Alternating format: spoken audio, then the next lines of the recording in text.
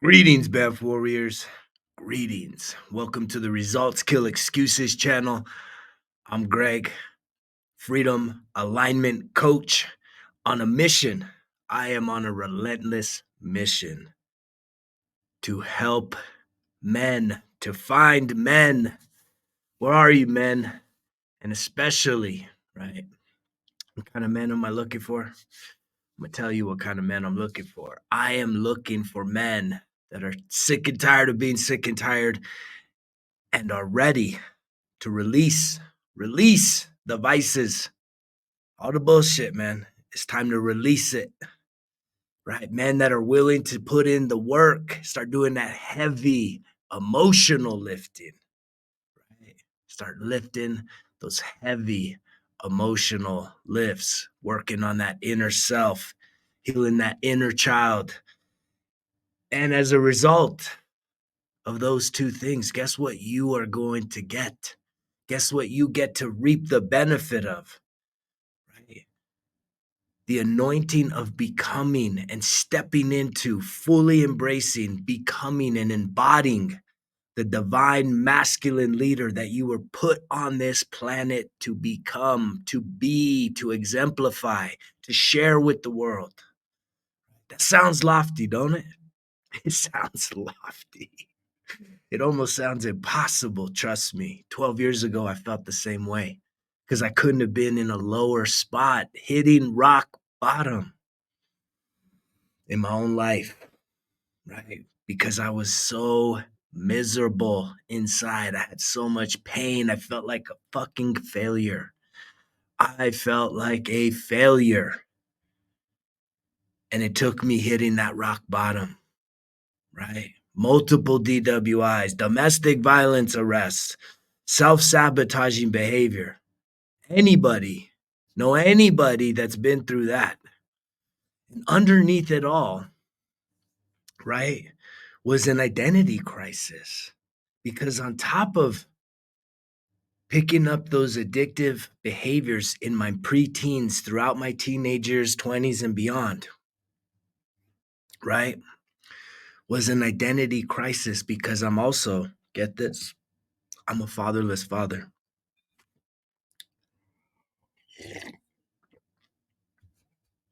Does anybody know what I'm talking about? A fatherless father. That means I'm a dad now. I got two teenagers, right? But I ain't got one. I never had one. I ain't never had a dad in my life. Right? Depending on when you're listening to this, Father's Day is coming up, and I ain't got that. Right. And the identity happened for me because, I was born on my birth certificate one name, and then my mom, because of the violence and abuse and the crazy shit that we had to survive through from my earliest years, and she ultimately had to escape and estrange me and like hide me from his family, which is unfortunate because I have solid relationship and connection with many of them now, but that was her survival decisions back in the day, right? She was a teenager herself when she had me, 19 years old, and living through hell.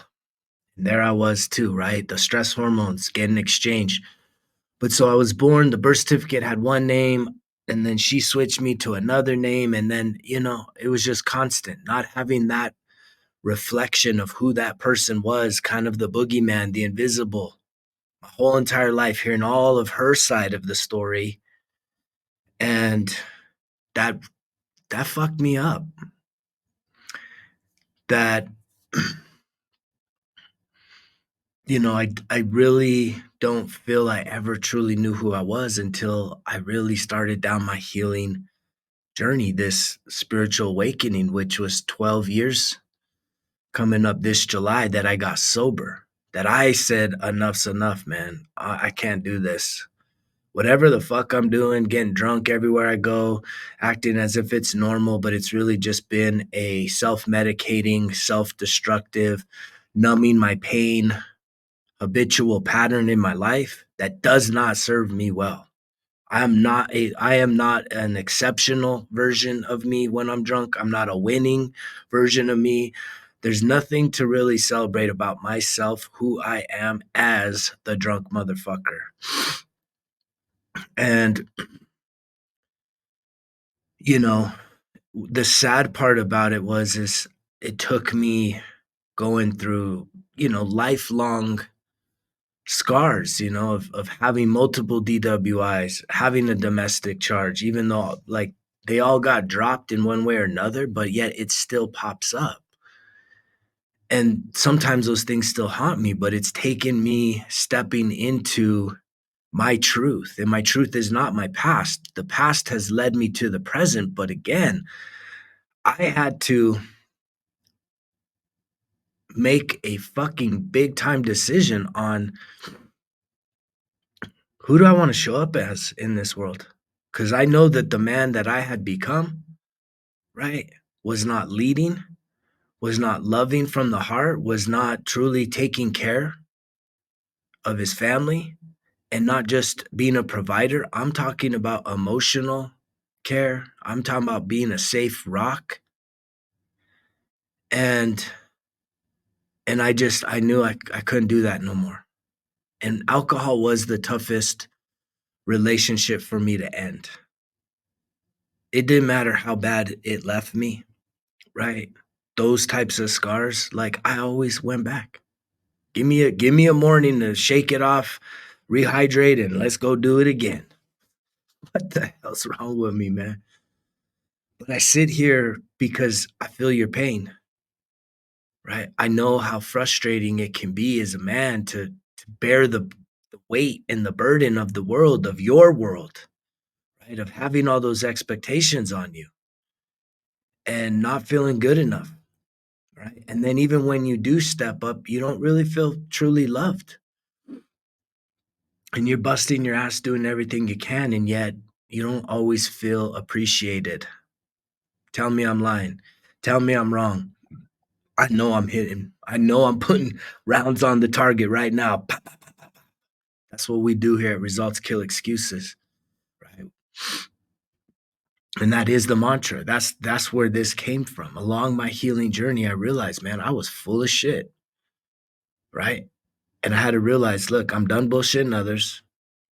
And first and foremost, I'm done bullshitting myself. Like I'm gonna step out, I'm gonna step in, right? And I'm gonna figure out who I truly am, right? What do I love? What do I hate? What do I want? And why? And I'm going to figure out what my values are. I'm going to figure out what my gifts are. I'm going to figure out what truly makes me feel alive, what truly gives me joy. And it wasn't, as a recovering fanatic, it wasn't celebrating other men winning. That didn't help me either. That wore off, right?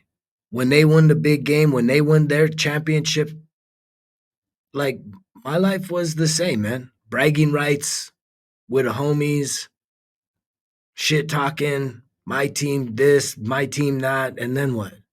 It didn't change my life. It was all external. It was just all distraction. It was just all manipulation, right? And yet,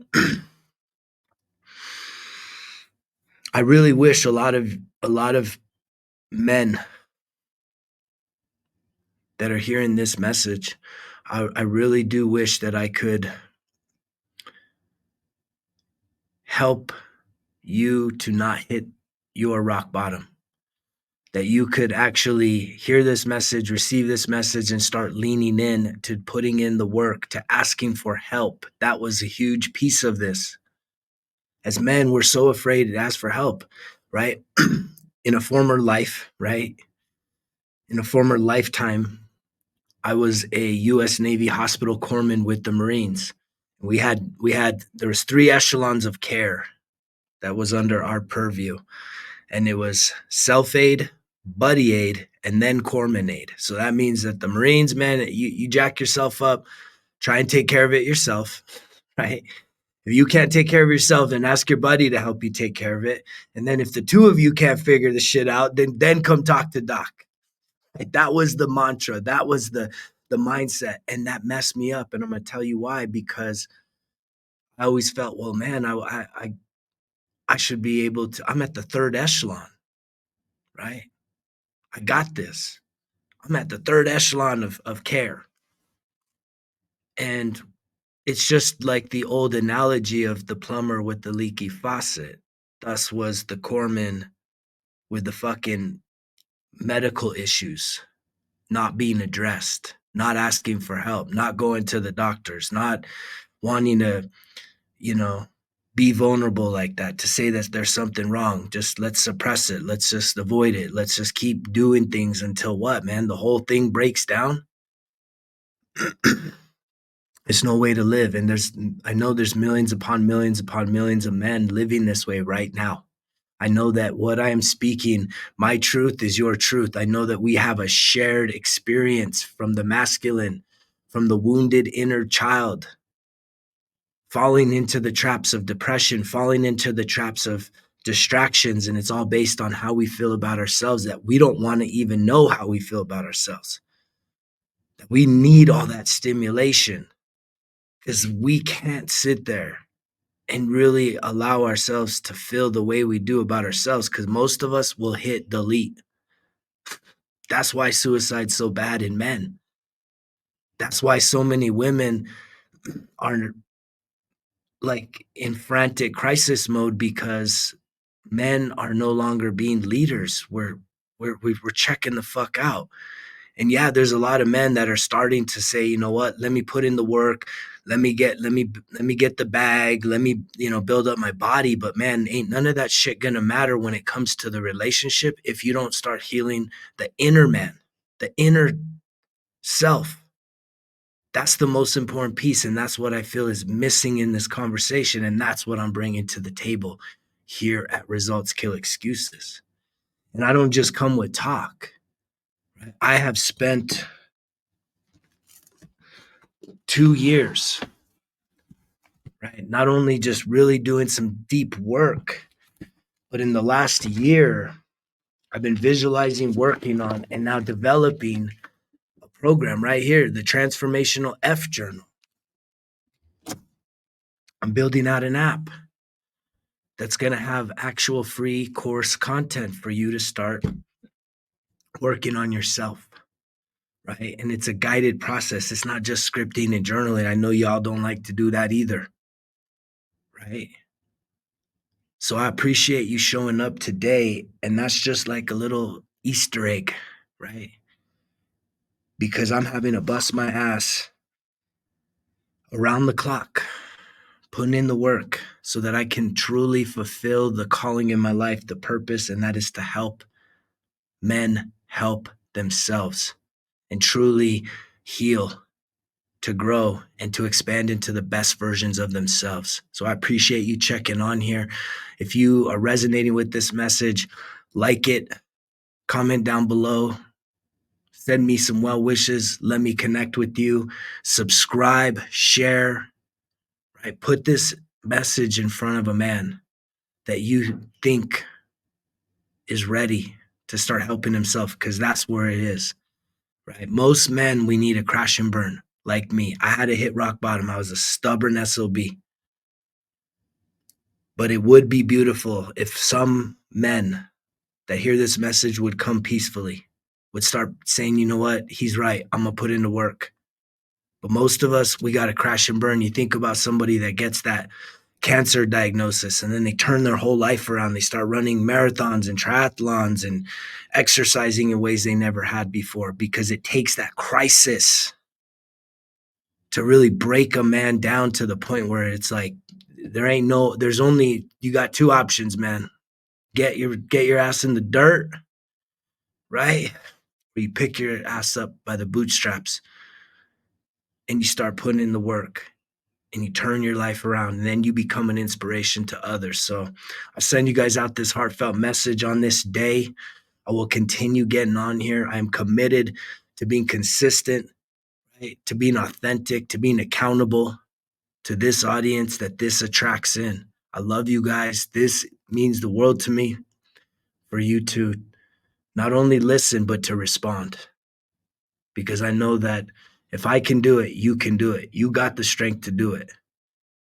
And the more and more of us that we assemble under this results kill excuses tribe, this nation, right, we will start to impact this world in a positive way. The time is here and the time is now because you know the drill.